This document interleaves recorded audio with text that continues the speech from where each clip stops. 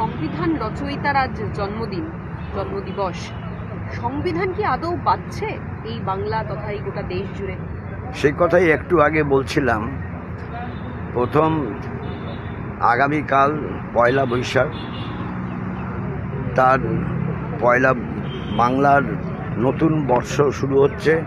সেই অভিনন্দন জানিয়ে আর বাবা সাহেব আম্বেদকরের পূর্ণ জন্মদিনে তার আগের দিন আজকে দাঁড়িয়ে কথা বলতে পারি, সংবিধান প্রণেতা ভারতকে যেভাবে বিশ্লেষণ করেছিলেন, ভারতের সমাজ ব্যবস্থা তাকে যেভাবে পর্যালোচনা করেছেন এবং ভারতের মানুষের ঐক্য, সংহতি, সম্প্রীতির মেলবন্ধন তৈরি করার জন্য তিনি সংবিধানের যে রক্ষা কবচ তৈরি করেছিলেন, আজকে সেটা আক্রান্ত,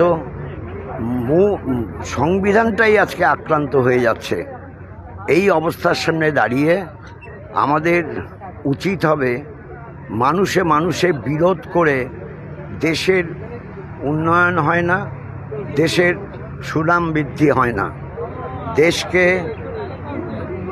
বিদেশের সামনে কালিমা লিপ্ত করার হাত থেকে মুক্ত করতে অবশ্যই আমাদের মানুষে মানুষে বিরোধ সৃষ্টি করার এবং বাবা সাহেব আম্বেদকরের প্রণীত এই সংবিধানে যে অধিকারগুলো সমস্ত স্তরের মানুষের জন্য বিধিবদ্ধ আছে, তাকে রক্ষা করার লড়াই সংগ্রাম অবশ্যই ঐক্যবদ্ধভাবে করতে হবে।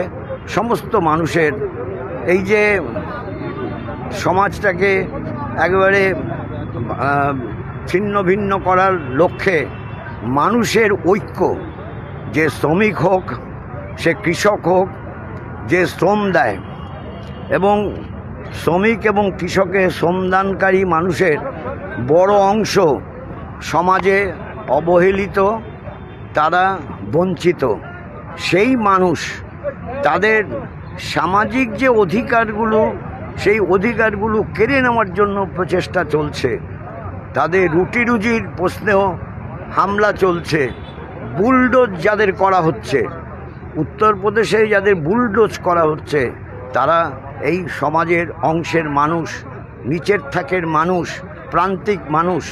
স্বাভাবিকভাবেই বাবা সাহেব আম্বেদকরের তৈরি সংবিধান রক্ষার আন্দোলন একদিকে জোরদার ভিত্তিতে করতে হবে, অন্যদিকে মানুষের ঐক্য, সংহতি, সম্প্রীতির মেলবন্ধনটাকে দৃঢ় করার জন্য জাত পাত, ধর্ম, বর্ণ নির্বিশেষে করার লক্ষ্যে পথ চলাই হবে।